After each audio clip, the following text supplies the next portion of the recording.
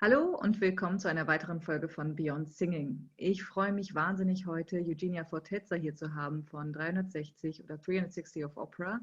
Und da sie sich in New York befindet, werden wir das Ganze auf Englisch machen. Welcome, Eugenia Forteza. Hello, Mina. Thank you so much for having me. Great to have you here. So, tell me a little bit about your path. I mean, even your name, I was just asking you how your name is pronounced, and that's actually very, very interesting. So tell me about your origin and your whole path. Well, my parents are from Argentina, but I was born in France, in Paris. They both my parents had ties to France, and eventually a professional opportunity came for my dad, and they decided to move to Paris and stayed there pretty long. So me and my sister, we were born there. And then we moved back to Argentina pretty young. You know, I was 4, my sister was 7. And in Argentina, we attended the French lycée, the French school. So we very much had a bilingual and bicultural education. But yeah, so my name in Spanish is Eugenia. In France, it can be Eugenia or Eugenie. But then I've lived in the States for a really long time, you know, so here I go by Eugenia. And then my last name, Forteza, it's actually Spanish from Spain. You know, in Argentina is a big Italian and Spanish immigration history. Right. But yeah, a lot of people, because in Italian there's also Fortezza with 2 Z's.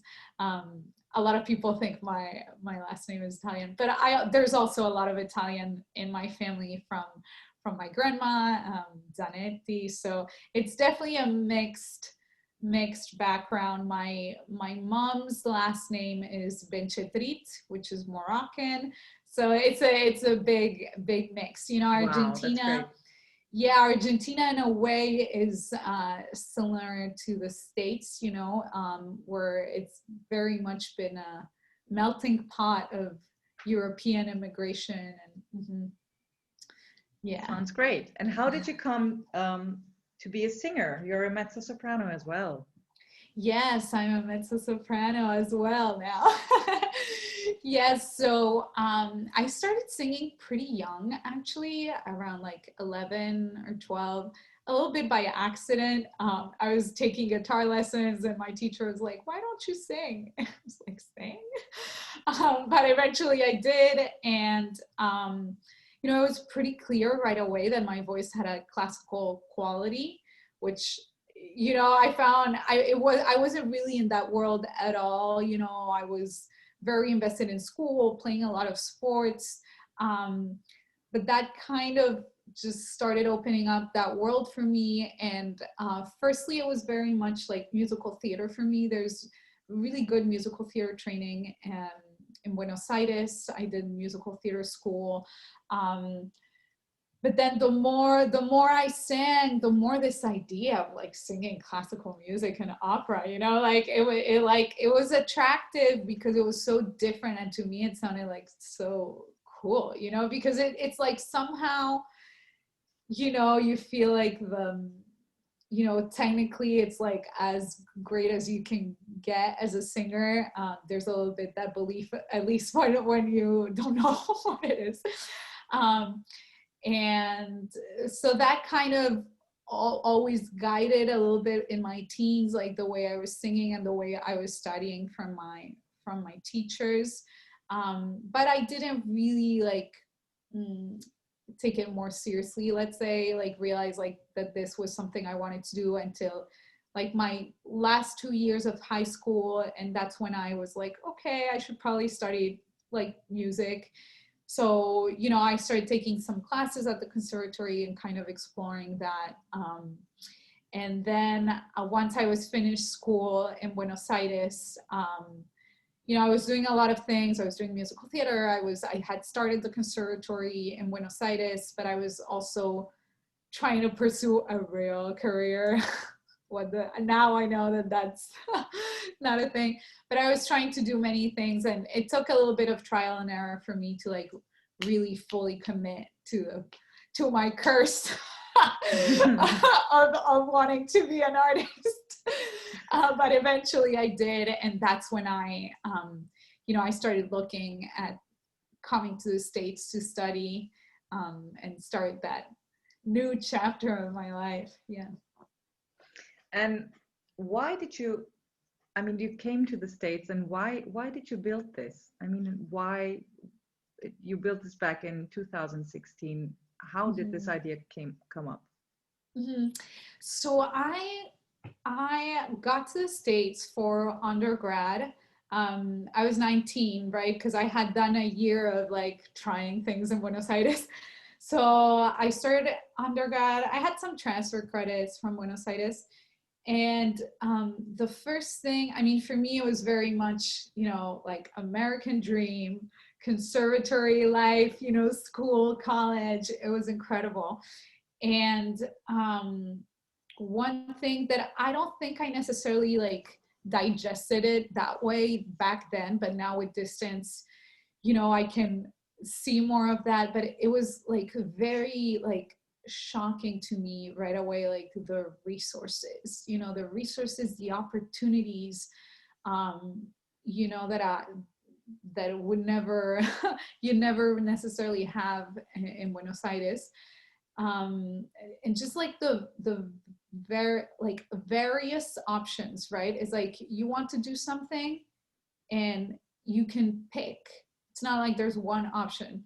And that's what was happening to me in Buenos Aires. There was one conservatory that was offering a university degree for music, and there's amazing teachers, and yes, it's free, but you fall under the system of the public university, which doesn't necessarily like lend itself to a rigorous musical education where you need to be able to have class regularly and not deal with protests. So it's a lot of things there that the baggage that I was coming with, that all of a sudden I arrived to the States and it's like, here, you want this?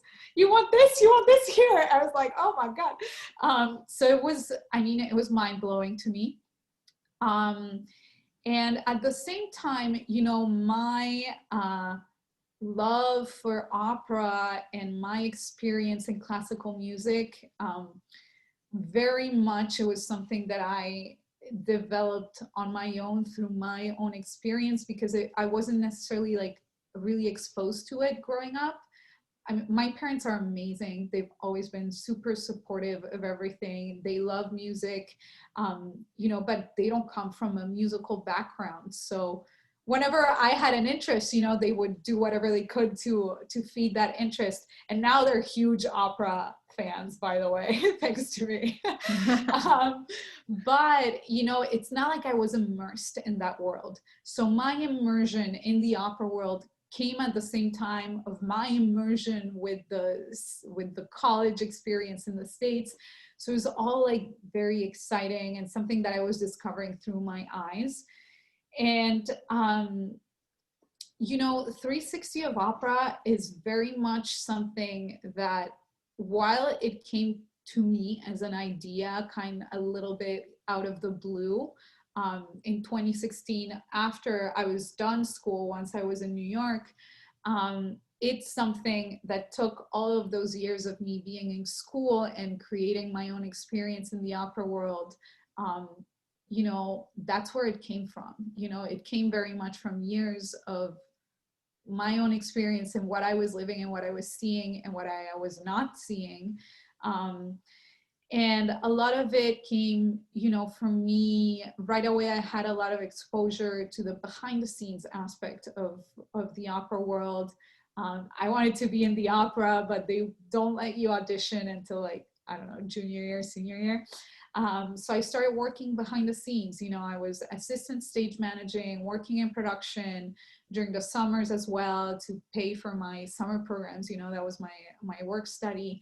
So I got a lot of that experience that, to me, I felt like it was part of my education and part of also make connections. You know, I met so many people through that, and I just found all of that so fascinating. And I didn't necessarily feel like everyone was appreciating all of that as much as, you know, the singing or the voice lesson or the singers. And I felt like there was a much bigger world out there that wasn't being highlighted at all. And that's very much what accompanied me throughout my schooling years. And when 360 of Opera came to me, it came out of this feeling of, you know, this burning desire to wanting to show the world what I was seeing that I felt like not everyone was seeing, you know, and how, you know, and this creating a little bit, promoting this appreciation for opera and classical music that, you know, even opera and classical music, I think it's definitely an acquired taste, you know, for some people at least. You know, I grew up listening to pop music. I still listen to pop music.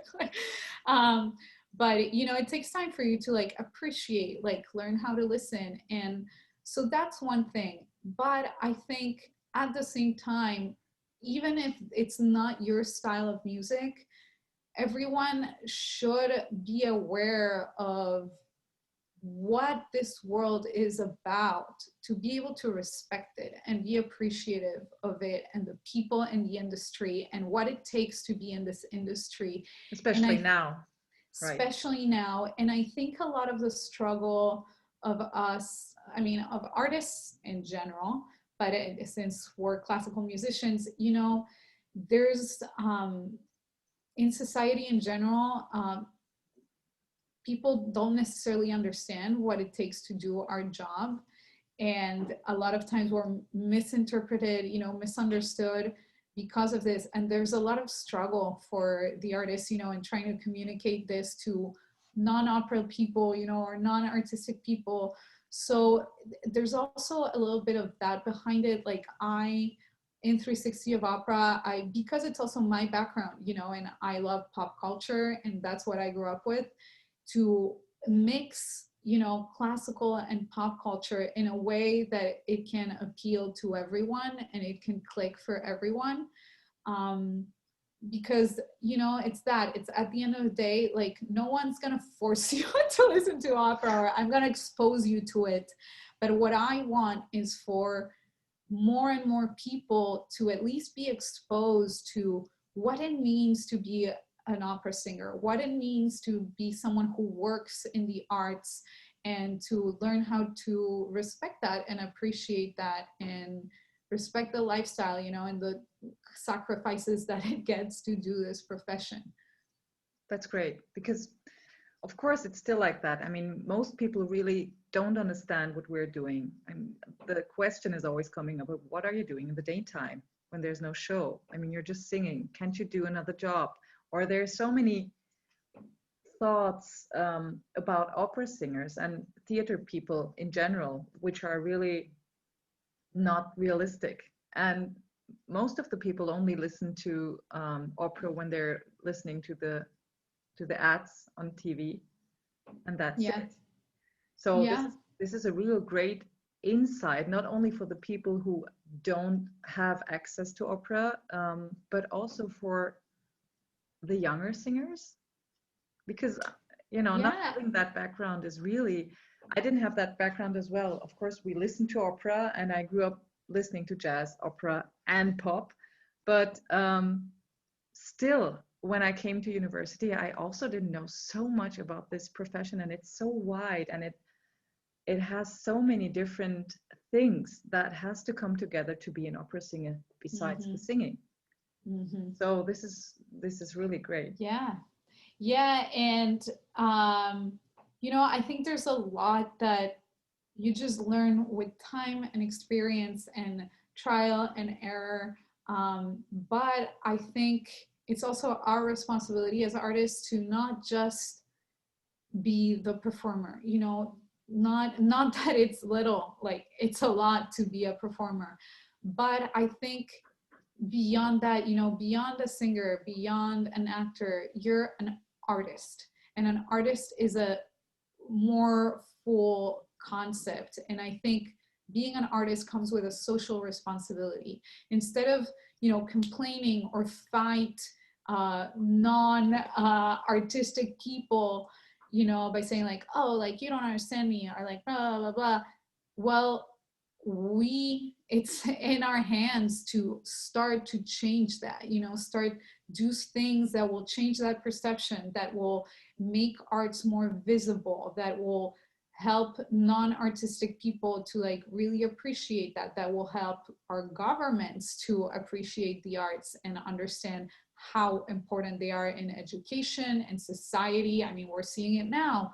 Right. We're struggling, but everyone's depressed because they can't, you know, like go out and enjoy music. And so, you know, especially right now, we're in a very strange moment where, as difficult as it is for the arts, I think if we from this like see those social opportunities and movement, you know, there can be a lot of really great that comes out of this crisis. It's going to take some time, you know, it's not like in a couple months like everything's going to be back to normal, but you know, I think there's a lot that is proving in a way how necessary the arts are. And yeah, I think a lot of it is, you know, with 360, I think my message is to not only like expose people from all backgrounds to what the arts are, but also my message is to the artists that it's our responsibility too, you know, and that we can only like progress if we take on that social responsibility, you know, of artist as citizen, you know, artist citizen, not just artist, because also because our profession, you know, there is so much individual focused work that you have to do on yourself, you know, to be able to deliver, which doesn't mean, you know, that we're self-centered, or it doesn't have to be that way. But because so much of our work is that way, is inwards. It has to be like that. It has to be like that. But that's why the way I see it is to balance that, because life is about balance, we need to embrace that social responsibility, you know, to others, because at the end of the day, art is for others. What we're doing, you know, right. I'm not singing for myself, I'm right. singing for others. And to, you know, remind people, it's like when you're in a theater, when you're an artist, what you're doing is reminding people who they are. You know, they want to see themselves in the stories you're telling. So at the end of the day, it's not about you, you know, it's about the service that you're giving these people. So while our work has to be so, you know, inwards, and it's part of what we have to do, we have to counterbalance that with our you know, social responsibility, and see how, you know, what else are we doing for the arts, yeah, in the context of the social context, you know, how are we making the industry better, how are we exposing more and more people to it. Right. And I think in the last years, especially with this 360 of opera, it just opened up as well, because people were just seeing the surface of the arts, or the surface of the artist as well. And I think through the social media channels as well, people actually got to know the artist, and they're more interested in the artist now, not only in the singing part, but as well in their whole life. And it changed a lot. Yeah, and that's, you know, that's a little bit the aspect of social media that changes so quickly. And because it's so attached to whatever reality we're living in, you know, and trends and social issues, which is why I like it so much, you know, it's relevant. So social media adapted with the times. And I think in a way, you know, it's been very positive, because a lot of people took their filters out, you know, and everyone's much more open and vulnerable, and it kind of changed the aesthetic in a way, and the topics discussed on social media, and a lot of things that, like people wouldn't want to talk about or that were a little taboo now, it's all out there. And there's a lot of, if you see it, like a lot of help and movements for mental health, and all these things that social media is really helping to, like change a little bit the perception about certain things that were taboo, or, it's okay. Or, even if people, depending on their backgrounds, may be living this pandemic very differently, on some level, we're all on the same boat. It doesn't matter, how much money you have, like you can still get sick. And, there is a little bit of that overall like feeling of unity, of like we're all going through the same thing, even if in different versions. And that is very much translating into social media. And it's a way, and especially because everything's virtual right now, but it's a point of connection. If it already was a point of connection, now it's just like on steroids. And I think that's a positive thing, and like, of course you still have to be careful, it's still like an open channel, and like, it doesn't mean like you have to share every second of your day or everything about your privacy. Like, you should still be careful, but there's a lot more room for, vulnerability and real issues. And I think that that's something good. And what do you think an artist should actually share? Because there are so many channels now. What should opera singers actually do? I mean, should they use all channels that they have, I mean, in order to be seen, or what should they share? What do you think? Yeah, I think like the big like guideline for that is social media changes quickly, and you should be able, like, you're in social media, like your biggest asset is your observation quality, right? And your flexibility and ability to adapt. Because when not all opera singers were on Instagram, some people started doing it a certain way and showing, how they warm up and blah, because it was something new. Now, it's not new anymore, So I think, I would encourage people to focus on this concept of being an artist and a person first. Opera singer is one of the things that you do, and it's great. And yes, a page like Instagram can very much be your professional presentation, but it can very quickly, because now a lot of people are on Instagram, it can very easily, it's a fine line, it can very easily become a very canned thing. So I think the guideline should always be, like, yes, I'm an opera singer. It's a part of my persona, and you're, at the end of the day, you're also a person who likes also doing other things, who may have, parallel professions. Also, that I think that's a, big thing, that shouldn't be a taboo anymore, like, this illusion that, every opera singer or actor is born out of the womb that way and like doesn't have to do anything else, and everything is glamorous. Like, right. No, there's ups and downs, and most people also do other jobs on the side, not only, from a like, oh, I gotta make money somehow, not just from that, because like you may have many interests as well that inform, your career as a performer. Like 360 has informed my artistry so much. It has informed my career so much. I've met so many people through it, and so it's I think with the profiles on social media and like what to share, yes, your singing is important. It's your profession, and it's a great way to showcase what you do. But don't forget that you're also a person. Right, and people are so interested in that person.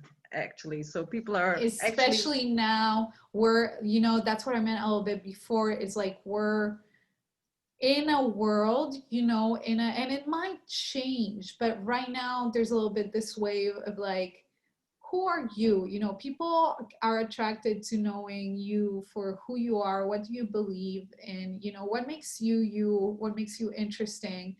Because at the end of the day, yes, you're an opera singer. There's a million opera singers. You know, that's not what makes you special necessarily. What makes you special is who you are as an opera singer. right.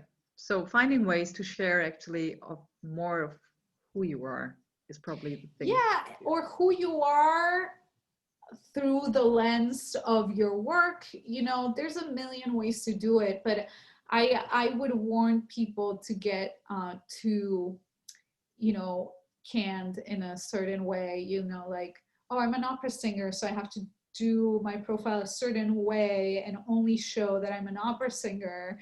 And yeah, that's boring. You know, so I think always prioritize, also for your own sake and health, and to be an interesting person, you know, like what else are you doing? Like, do you like sports? You know, do you, what are you reading? How is it informing the role that you're preparing? You know, so there's so many angles to it. Um, so yeah, that's a little bit the way I see it. And that's also part of the work you're doing right now, right? So people can actually connect with you. Where can they find you? Yeah, so people can find me on my, I have my personal pages. It's at Forteza Eugenia. Then you can find me on 360 of Opera everywhere. Right. We're doing a lot of stuff there, interviews.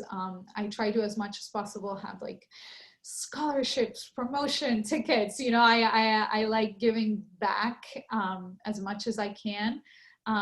We also always have like good, you know, like casting calls, auditions that we recommend. So it's a good place to kind of stay tuned with what's going on in the industry. But then I also do digital marketing, consulting, social media work, arts consulting, and that I do it through Olympia Arts. So you can also find us on social media. It's Olympia Arts with one A. And yeah, if you want to work with me individually, you know, if you need a little bit of help, strategy with your pages, you can contact Olympia Arts to set up something with me. That's great. That's great. I'm sure a lot of people will actually take that opportunity. So thank you very, very much for this insight. Thank you for coming over and talking to me. And I wish you all a nice weekend. Thank you, Mina. Thank you, everyone. Bye. Bye.